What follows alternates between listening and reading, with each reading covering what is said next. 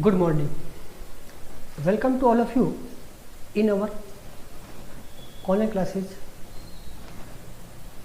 We are going to start a YouTube channel for the candidates who are going to appear in any competitive exam. For the aspirants who have keen desire, keen hunger to get success. In this channel, you will get video lectures on English, Hindi and maths. I have started this channel for you. There are two reasons for it. First, I want to share my experience with you. I am Ramesh Kumar Joshi, MA in English, B.Ed, and at present I am government teacher.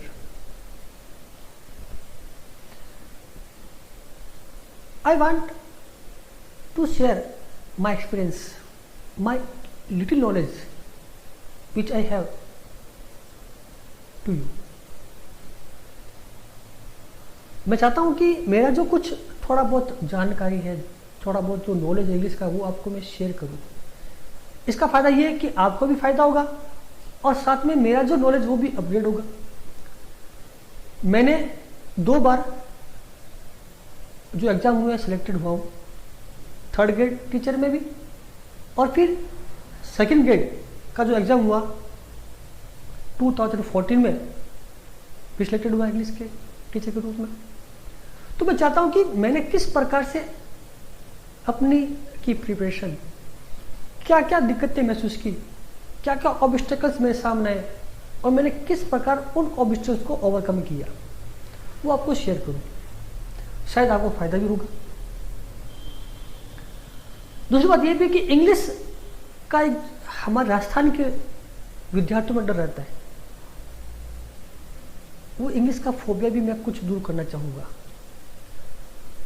मुझे जो इस field में जो teaching कर रहा हूँ English में, लगभग 22 इयर्स का एक्सपीरियंस है और मेरा सब्जेक्ट जो इंग्लिश है वो इंटरेस्टेड सब्जेक्ट है. मैं इसी को पढ़ाता आ रहा हूँ. इस विषय की कई बारीकियाँ जो आपने आज तक कभी नहीं पढ़ी है, कभी सुनी नहीं है, वो क्लियर करूँगा. और किस प्रकार से इस सब्जेक्ट को हम इजी कर सके वो भी आपको बताऊंगा मैं. तो शुरू करें अपने आज की फर्स्ट क्लास. और हम जो टॉपिक ले रहे हैं वो बहुत ही जाना पहचाना, या आप भी उससे परिचित है और सीखता रहे, और उसका नाम है आर्टिकल.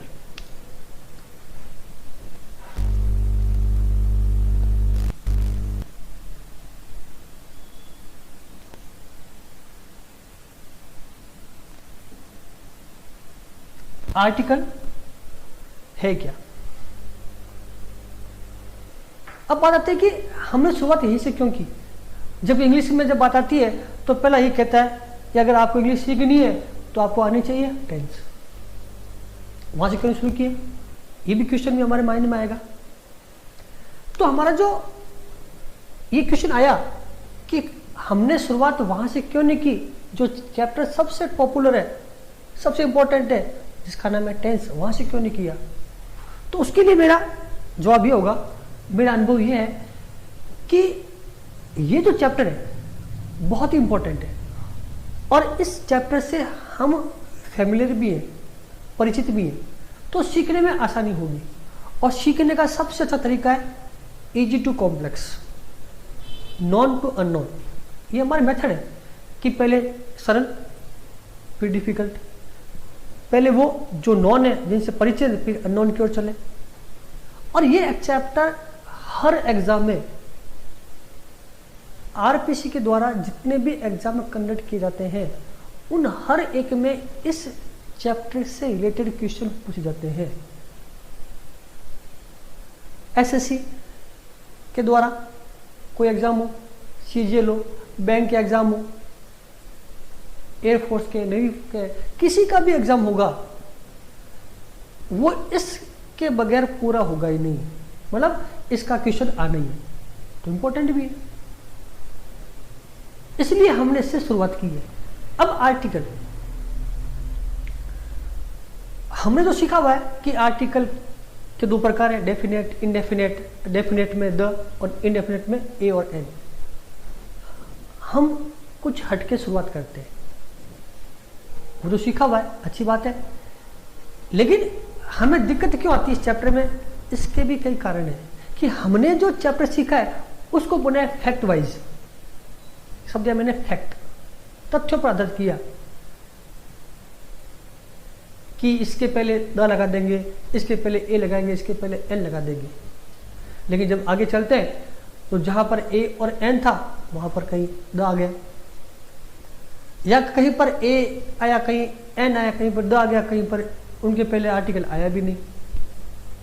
तो ये आखिर है क्या? इट मीन्स वो फैक्ट नहीं था। फैक्ट वो है जो हर हाल में सेम रहते हैं। H2O ये फैक्ट है कि हाइड्रोजन के दो ऑक्सीजन का एक अणु मिलके हाइड्रोजन बनता है, जल बनता है, फैक्ट है। कहीं चले जाओ, 2 + 2 ऐड करेंगे तो 4 आएंगे, ये फैक्ट है।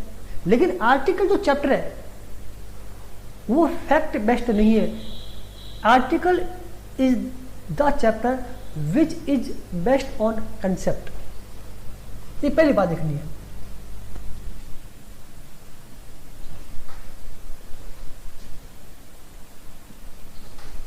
कंसेप्ट बेस्ड जो है टॉपिक है।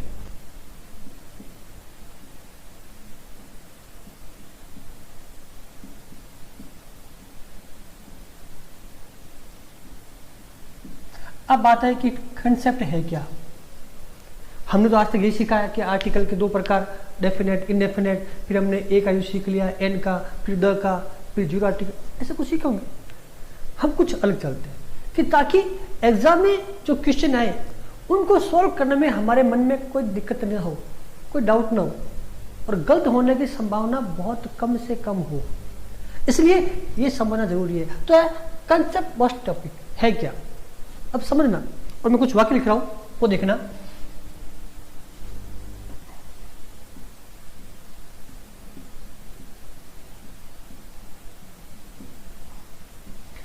मैं लिखा मैन इज मॉर्टल, ये फर्स्ट क्वेश्चन। फिर हो गया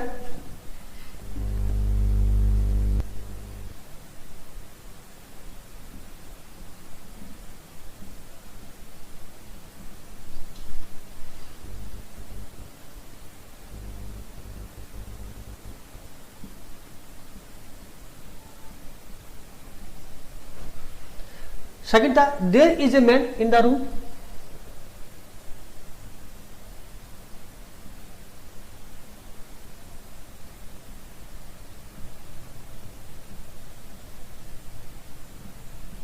लास्ट है the man whom you want to meet।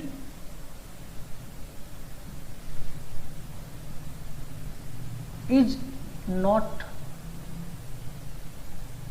present today।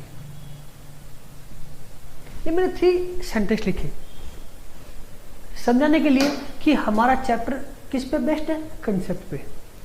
अब देखना आप, इनमें जो नाउन है मैन, मैन, मैन, ये तीनों वर्ड समान है और तीनों नाउन है। अब नाउन होने के बावजूद इनके पहले, क्योंकि आर्टिकल का जो होगा पोजीशन, प्लेस, वो नाउन के पहले होता है, तो अब देखना है कि क्या इसके पहले कोई आर्टिकल है का कि नहीं है। यहां हमने मान लेते हैं लगा दिया क्रॉस। क्रॉस मीन है जीरो आर्टिकल। क्या था इसको अपन देते हैं zero article.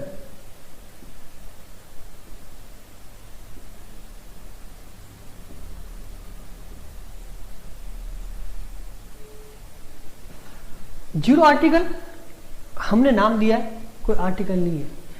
It means zero article मतलब है not necessary not essential to use any kind of article before the noun, कि उस नाउन के पहले किसी प्रकार के आर्टिकल के यूज करने की जरूरत नहीं है, वो जीरो आर्टिकल है। अब कोई कहते हैं उसको जीरो आर्टिकल, या एग्जाम आएगा no article, none of the above, और उसका एक नाम आता है ओमिशन ऑफ आर्टिकल, सभी एक ही। इसके पर हम आगे बात करेंगे। अब बात आती है कि यहां पर आर्टिकल आया नहीं, यहां जो आर्टिकल आया है वो ए आ गया, और यहां जो आर्टिकल आया है वो द आ गया। तो अगर हम इस मानते कि मैन के पहले ए लगाना है तो फिर यहां पर ए आना था, फिर द क्यों आ गया? और कहते भी इसके पहले द आया तो फिर यहां पर ए और यहां पर आर्टिकल क्यों नहीं आया? इट मीन्स कुछ ना कुछ तो है जो तीनों वाक्यों को सही कर रहा है। अब हम जो बात कर रहे हैं किसकी? कंसेप्ट की। इट मीन्स आर्टिकल डिपेंड करते हैं कि वो नाउन किस सिचुएशन में, किस कंडीशन में उसका यूज कर रहे हैं। उस सिचुएशन के आधार पर ही हम उस आर्टिकल का प्रयोग करेंगे या नहीं करेंगे। यहां पर हमने जो आर्टिकल प्रयोग नहीं किया है, इट मीन्स मैन इज मॉर्टल, इसका वाइड सेंस में यूज कर रहे हैं मैन का, इसलिए नहीं किया। यहां पर जो ए मैन है वो अज्ञात आदमी है, इंडेफिनिट है, इसलिए ए कर लिया। और यहां जो मैन की बात करें वो डेफिनेट है, इसलिए द हो गया।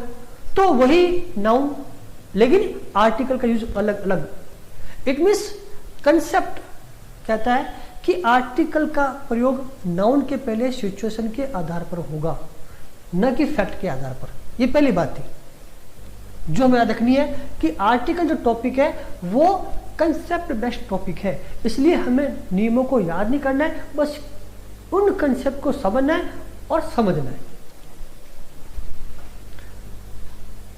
अब सेकंड बात इस टॉपिक के बारे में जो अपन आगे भी देखते हैं कि आर्टिकल है क्या। सेकंड क्वेश्चन आता हमारे पास,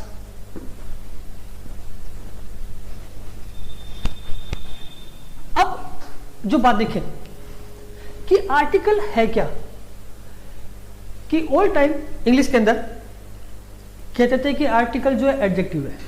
अब सुनना, फिर बात आती है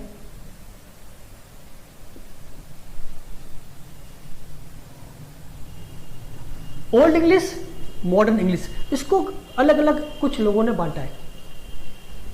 अब अगर ओल्ड इंग्लिश की बात करें तो ओल्ड इंग्लिश में जो आर्टिकल है वो अलग से कोई टॉपिक नहीं है, आर्टिकल का कोई अलग अस्तित्व, एग्जिस्टेंस इंग्लिश में नहीं है, वो एक्चुअल में एडजेक्टिव का पार्ट है।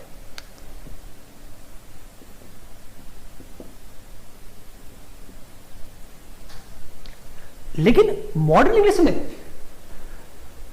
कुछ जो थे विद्वान, लर्नेड पर्सन इंग्लिश के अंदर या एजुकेशन, उन्होंने कहा जो आर्टिकल है वो एडजेक्टिव नहीं है, उनको अपन डिटरमिनर की कैटेगरी में रखेंगे।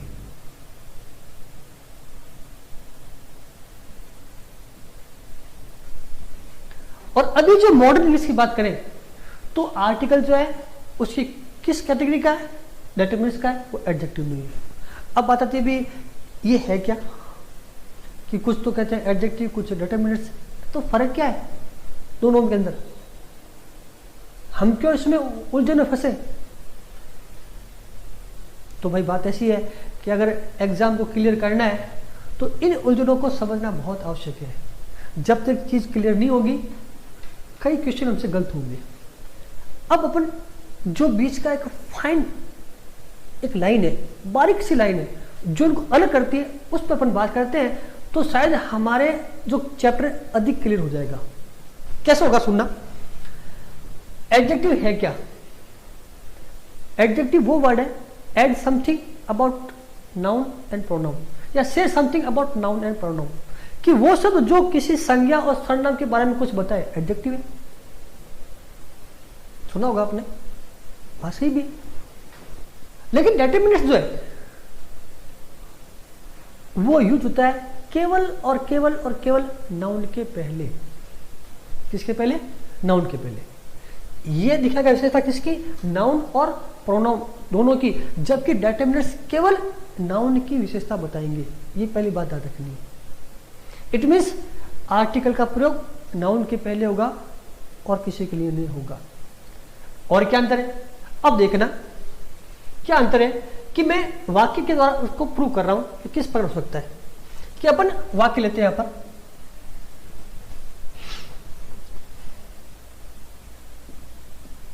Ram is honest.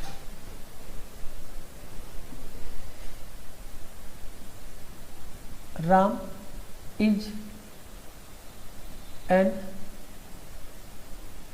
Honest man.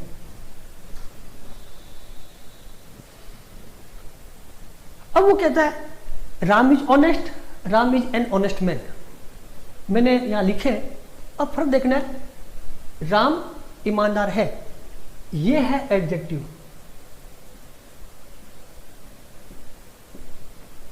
ये भी एडजेक्टिव है, ऑनेस्ट ये भी आ रहा है, तो फर्क क्या है। अब देखना एडजेक्टिव के साथ में नाउन नहीं आया, फिर भी एडजेक्टिव का प्रयोग हो रहा है, लेकिन इसके पहले जो एन है ये नाउन के लिए आया है। तो पहली बात याद रखनी है कि एडजेक्टिव का प्रयोग बगैर नाउन के भी हो सकता है, लेकिन डेटरमिनेंट का प्रयोग बगैर नाउन के नहीं होगा। ये देखना पहली बात, जो मैं फैक्ट लिख रहा हूं वो आप देखें। नंबर 1, मतलब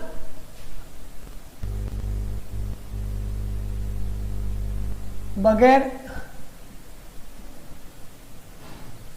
नाउन के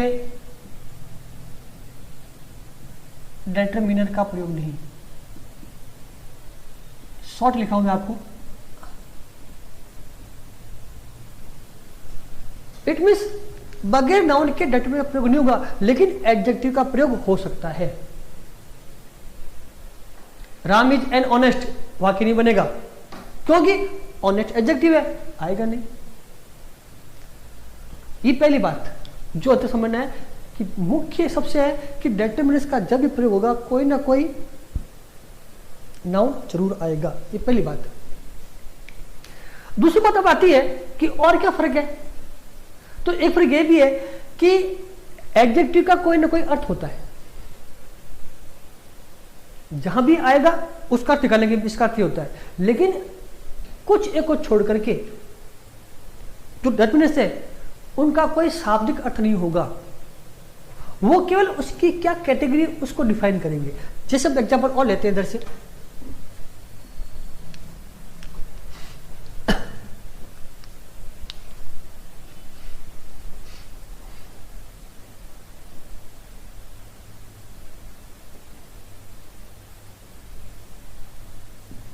आई हैव ए पेन,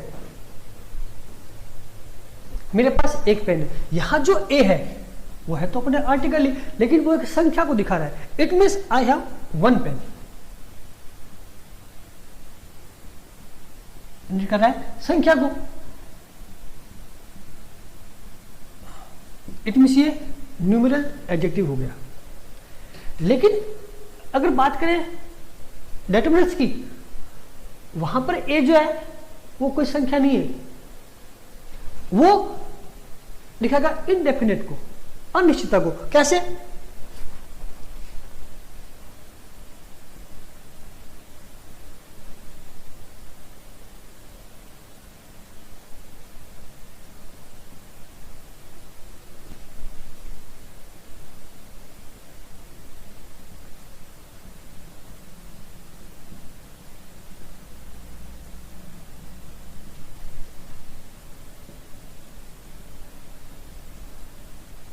अब यहां पर भी आ रहा है, यहां पर भी ए है, लेकिन यहां ये नहीं कह रहा कि एक आदमी लास्ट नाइट मेरे पास आया और उसने मुझे कहानी सुनाई। इट मीन्स एक आदमी, यानी कोई आदमी आया मेरे पास और उसने मुझे ये कहानी सुनाई। कोई आदमी यानी कोई, कोई मतलब इनडेफिनिट। यहां ए का मतलब एक नहीं है, संख्या नहीं है, इट मीन्स एडजेक्टिव नहीं है। ए मैन कोई आदमी जिसके बारे में हम जानते नहीं है, पहचानते नहीं है, वो इनडेफिनेट है, वो उसकी कैटेगरी है। उसको दिखाएगा। तो दूसरा अर्थ क्या होता है कि डिटरमिनर का कोई शाब्दिक अर्थ नहीं है, वो केवल किसी न किसी कैटेगरी को शो करते हैं। कह सकते हैं नो पर्टिकुलर मीनिंग, कि कोई शाब्दिक अर्थ नहीं विशेष, लेकिन क्या है, शो कैटेगरीज।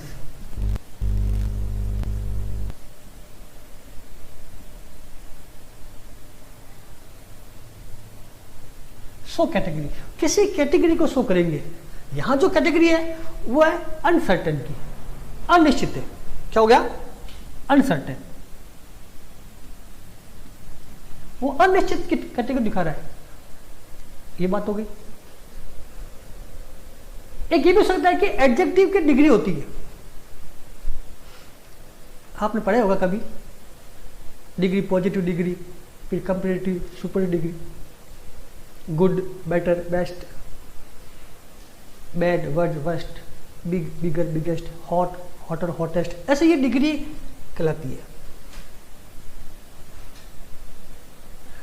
जैसे मैंने लिख दिया कुछ वाक्य, एक तो अभी आपको समझने के लिए, गुड, बेटर, बेस्ट, बिग,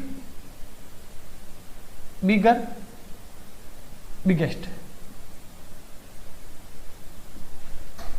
तो ये good, better, best, big, bigger, biggest, hot, hotter, hottest, beautiful, more beautiful, most beautiful, ये डिग्री बनी किनकी, एडजेक्टिव की। लेकिन डिटरमिनर्स की कुछ शब्दों को छोड़ करके डिग्रियां नहीं बनती है। इट मीन्स ये भी अपन ने कहा, इसका है, यानी डिग्री इज नॉट पॉसिबल।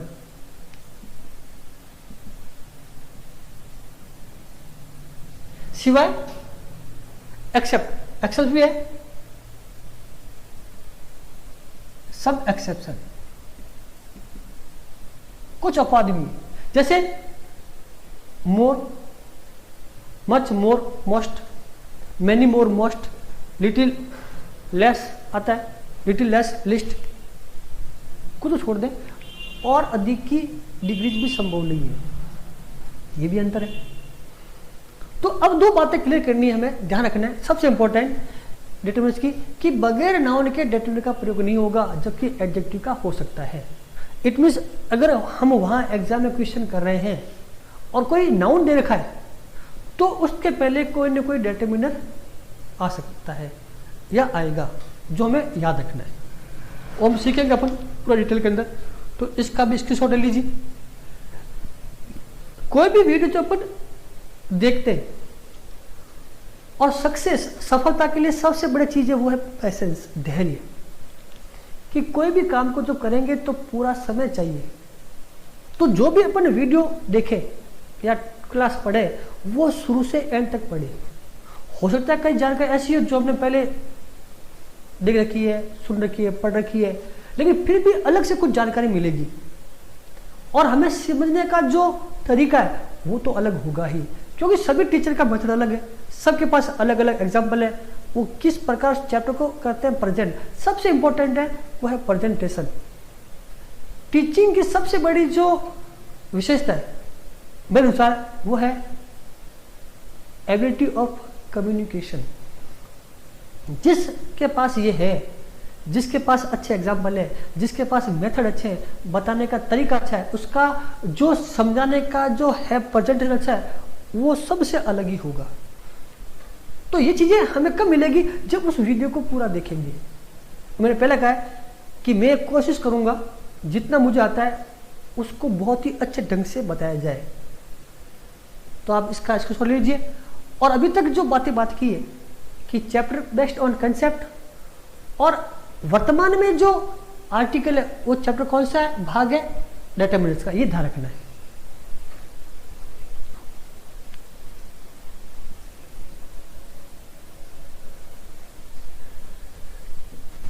अब अपन आगे चलते हैं। जब इतनी बात आ गई, अब हमें जो बात याद रखनी है सबसे इंपॉर्टेंट, जो मैं लिखने जा रहा हूं, और उसके बाद अपन आगे बात आएंगे अपने टॉपिक पे।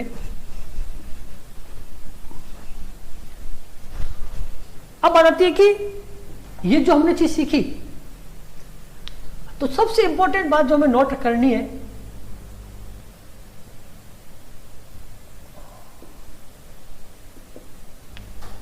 वो ये होगी कि डेटर्मिनेंट्स का प्रयोग नाउन के पहले होगा। ये अपना चैप्टर कौन सा है? आर्टिकल। तो आर्टिकल का प्रयोग हमेशा नाउन के पहले होता है।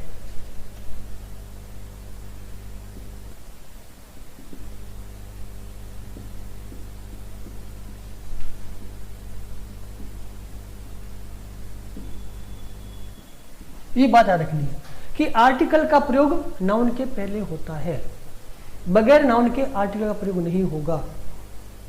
या जहां पर नाउन है वहां पर आर्टिकल या डेटर्मिनेंट्स का आना जरूरी है। कोई बात कर सकते हैं। अभी चैप्टर करें आर्टिकल, तो मैंने यहां पर आर्टिकल लिखा है।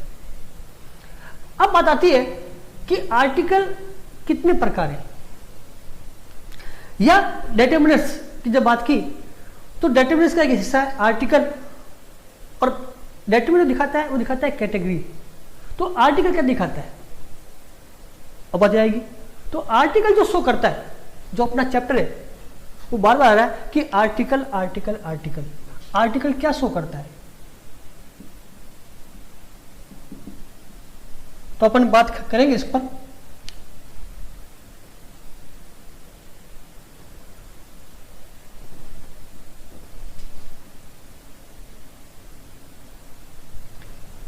कि आर्टिकल जो शो करता है, क्योंकि डेटर्मिनेंट्स है, वो शो करता है एक कैटेगरी जो कि सर्टेन है या अनसर्टेन है, निश्चित या अनिश्चित।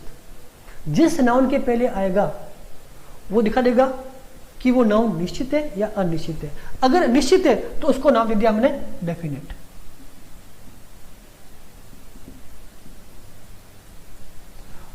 और अगर दिखा रहा है अनसर्टेनिटी तो हो गया इंडेफिनेट। और इंडेफिनेट की जो कैटेगरी है उसमें है द, और जो कैटेगरी इंडेफिनेट उसमें है ए और एन। इट मीन्स जिस नाउन के पहले ए और एन आता है, इट मीन्स वो शो करेगा कि वो नाउन के बारे में हम जानते नहीं है, वो अनिश्चित है, अननोन है। लेकिन जिसके पहले द है, इट मीन्स उस नाउन के बारे में हम फैमिलियराइज हैं, हम परिचित हैं, हम उसके बाद में नॉन है। ये ध्यान रखना है। अब बात आती भी हम किसको नॉन माने, किसको सर्टेन माने, किसको निश्चित माने। तो निश्चित बात इतनी है कि ऐसा कोई भी नाउन जिसका हम यूज कर रहे हैं उस शब्द से सब्जेक्ट बोलने वाला यानी स्पीकर और सुनने वाला यानी ऑब्जेक्ट रिसीवर या लिसनर, दोनों को जिसके बारे में जानकारी है वो डेफिनेट है। और इनडेफिनेट में वो नाउन है जिसके बारे में ना तो बोलने वाले को अधिक जानकारी है ना सुनने वाले को है। अब कि ये बात कैसे समझे भी, बात तो समझने की है कि हमें क्या मालूम वो जानता नहीं जानता है। तो अपन एग्जांपल लेते हैं।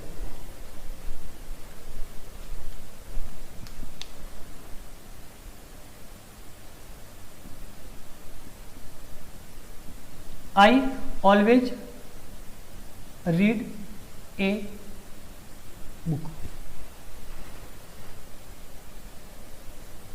My father always reads the Gita. मैंने कहा ना समझना है। अब देखना यहां पर जो नाउन है वाक्य में वो था ए बुक, क्योंकि जहां पर भी ए और एन आएगा, ए और एन के बाद कौन आएगा? नाउन आएगा। इट मीन्स यहां जो ये आ रहा है ये कौन है? नाउन है। अब देखो द कहां आ रहा है? यहां द आ रहा है, तो द के साथ जो आएगा वो कौन होगा? नाउन होगा, यानी गीता जो है नाउन है। अब ए बुक कि मैं हमेशा एक किताब पढ़ता हूं। अब किताब कौन सी? रामायण है, महाभारत है, कोई उपन्यास है, कोई स्टोरी बुक है, कोई आर्टिकल है, कोई सकता है, अनसर्टेन है। जो किताब हाथ में आ गई और पढ़ना शुरू करते मैंने। लेकिन जब कहा कि मेरे पिताजी हमेशा गीता पढ़ते हैं, तो जो ही गीता का नाम लिया गीता एक धार्मिक पुस्तक है हिंदुओं की, हमारी रामायण पढ़ता हूँ तो जो ही मैं गीता का नाम लूंगा और गीता का नाम लेते ही हमारे मन में इमेज आएगी कि वो किताब जिसमें भगवान श्री कृष्ण ने अर्जुन को उपदेश दिया है, वो बात हो रही है। रामायण की बात की तो वो किताब जो भगवान राम से संबंधित है, इट मीन्स उसके बारे में कोई ना कोई जानकारी हो जाएगी, कुछ न कुछ जानकारी होगी, वही निश्चित है।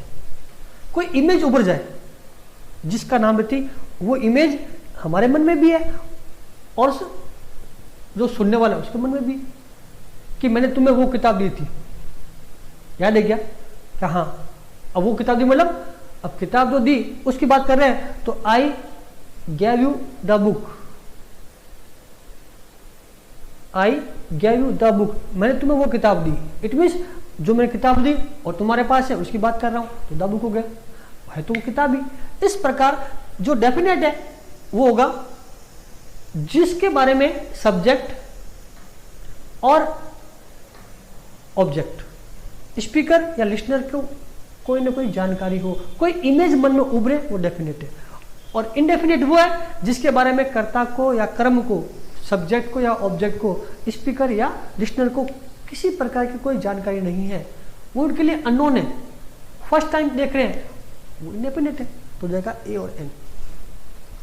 तो अब देखना है कि अगर हमें ये शो करना है कि वो चीज इनडेफिनेट है, इट मीन्स अब देखना है अनसर्टेन, क्या देखना है आपको,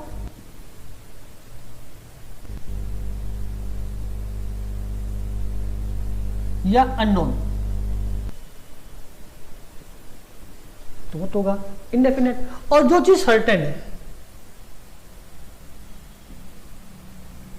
या हम उससे पूर्णतः परिचित है या प्री मेंशन है, उसका पूर्व उल्लेख है, तो वो भी डेफिनेट है। तो ये बात होगी कि द का प्रयोग होगा जब कोई चीज निश्चित होगी, और एन का होगा जहां वो चीज अनिश्चित होगी। तो इसको छोड़ लीजिए और समझिए कि हमारा चैप्टर जो है वो कंसेप्ट बेस्ड है, डेटरमिनर्स है, इसलिए वो नाउन के पहले आएगा, और जिस नाउन को हमें शो करना है कि सर्टेन है तो दो लगाना है, और अनसर्टेन है तो ए और एन लगाना है। तीन चीजें बात कर ली हमने, कंसेप्ट बेस्ड डेटरमिनर, और डेटरमिनर में शो क्या करता है, कैटेगरी को, सर्टेन और अनसर्टेन को। इसको छोड़ लीजिए इसका भी।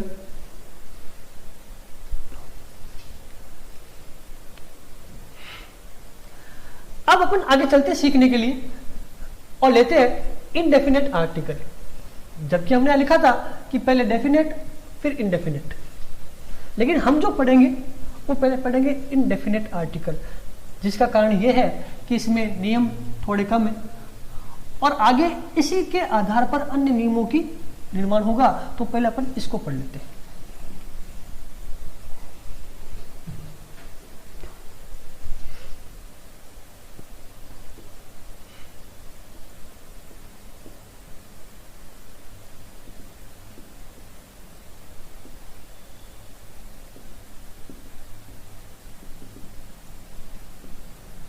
इनडेफिनेट आर्टिकल जो कौन कौन से हैं अभी पढ़े हमने, ए और एन।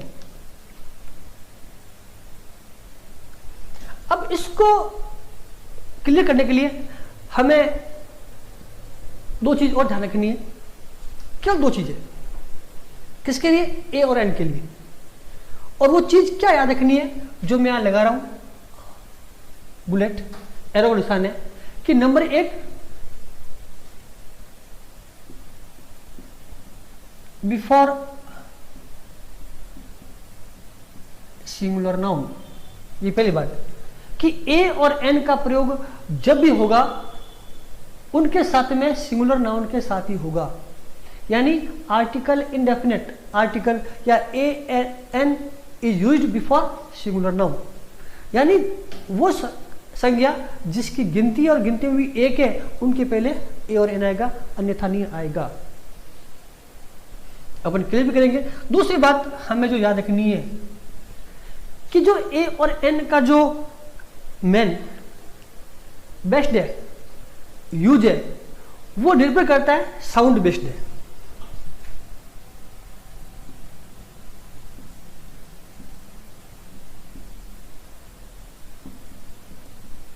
किसका यूज? साउंड पर करेगा। तो समझ एक उदाहरण आपको मैं, साउंड बेस्ड यूज, यानी यूज करना है तो उसके लिए साउंड को देखना पड़ेगा। अब क्लियर कैसे करते हैं समझने के लिए, जैसे सिंगुलर नाउन कि पहले होगा न्यू प्लूरल में से आता है लिखा हुआ आई हैव ए बुक। अब बुक देखना, बुक यानी किताब, नाउन है और एक है, इसलिए पहले कौन आ गया? ए आ गया।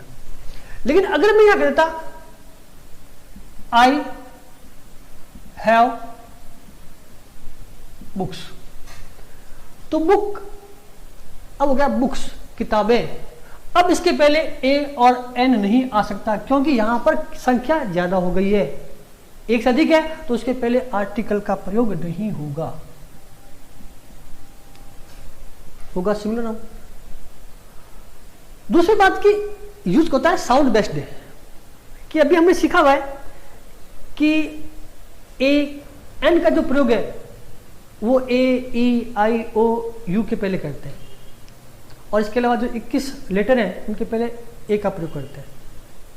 फिर हमने आगे पढ़ा था कि हमें दोनों चीज देखनी है, दोनों क्या देखनी है कि इंग्लिश का वोवल है शुरुआत में और उसका जो साउंड है वो हिंदी के वोवल में। अब यहां पर ध्यान रखना है साउंड बेस्ड।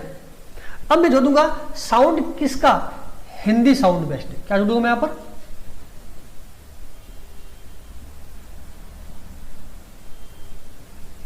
ये सबसे इंपॉर्टेंट है कि वहां जो भी शब्द आएगा सिंगुलर, उसका साउंड देखना है हिंदी में स्वर है या व्यंजन है। अगर स्वर है तो एन और व्यंजन तो ए लगाना है। ये चीज इस प्रकार देखनी है। अब जैसे देखते हैं अपन एक एग्जाम द्वारा, जैसे अपन वाक्य लिखते हैं यहां पर,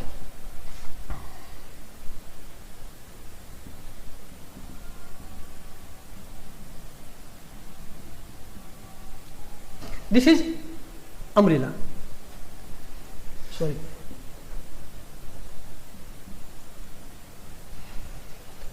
दिस इज अम्ब्रेला।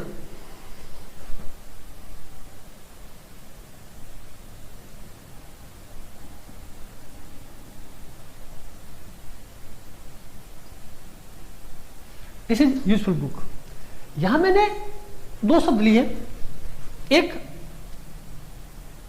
अम्ब्रेला और एक यूजफुल बुक। अब हमें क्या देखना कि जो पहले नियम था कि ए ई आई ओ यू आ जाए तो एन लगा दे तो सही होता, वो तो देख नहीं है। अब देखना है इसका, देखेंगे साउंड कैसे देखेंगे? अम्ब्रेला,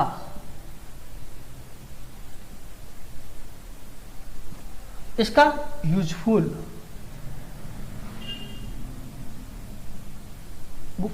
अब देखना है कि हमें हिंदी साउंड बेस्ट है। अब हमें हिंदी के स्वर और व्यंजन आने चाहिए कि अ से अंग तक जो वर्ण है वो सारे स्वर है और उसके अलावा जो है वो सारे व्यंजन है। अब देखना है शुरुआत में क्या आ रहा है? अ, क्या हिंदी का स्वर है? अगर होता है हाँ है, अगर हिंदी का स्वर है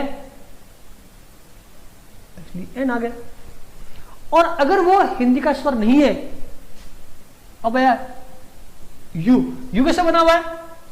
य प्लस उ, तो पहले कौन आया?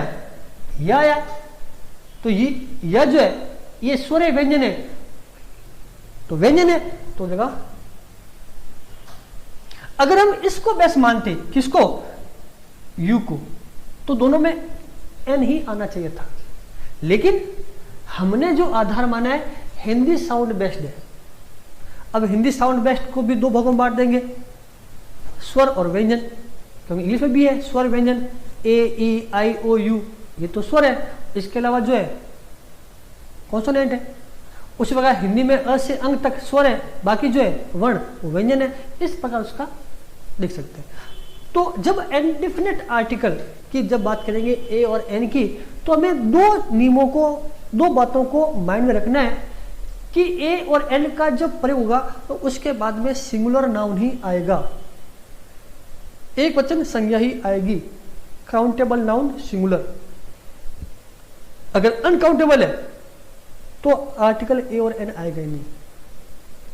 दूसरी बात कि ए और एन का जब प्रयोग करते हैं तो हमें और नियमों को देखें ना देखें, ये आना चाहिए कि उसका जो साउंड है वो हिंदी में देखना है।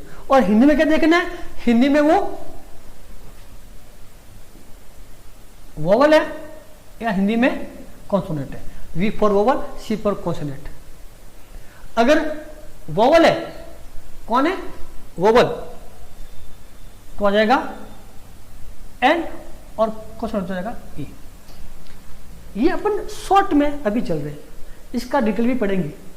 आज हमने कल शुरुआत की है कि आर्टिकल चैप्टर है क्या, कैसे सीखना है, क्या समझना है, क्या उसकी बारीकी है, ये हमने शुरुआत की थी। और आज हमने शुरू किया था इंडेफिनेट आर्टिकल, जो हमने शुरुआत नहीं की अभी तक, केवल उसकी आधारभूत जो बैकग्राउंड है उसका पृष्ठभूमि तैयार की है कि उस प्लेटफॉर्म पर हमें आगे बढ़ना है।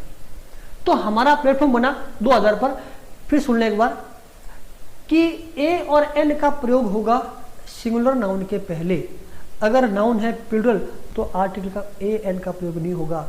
अगर नाउन है अनकाउंटेबल तो भी ए और एन का प्रयोग नहीं होगा।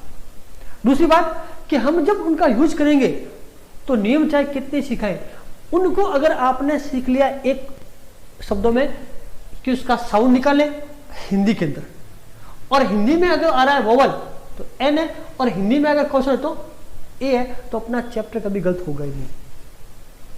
तो मैं समझता हूं कि आज जो हमने अपनी चैप्टर की शुरुआत की है तो कुछ अलग चीज आपको मिली होगी, ऐसा मेरा मानना है। नेक्स्ट जो वीडियो होगा या अपनी क्लास होगी उसमें हम सीखेंगे ए और एन का प्रयोग, जो हमने पहले सीखे हुए भी आपने, हम भी सीखेंगे कुछ अलग तरीके से, कुछ नई बातें जोड़ करके। हर नियम में कुछ बातें अलग सी होती है जो इनको हम या तो ध्यान देते नहीं है या उनको इग्नोर कर देते हैं कि यार एग्जाम में नहीं आएगा।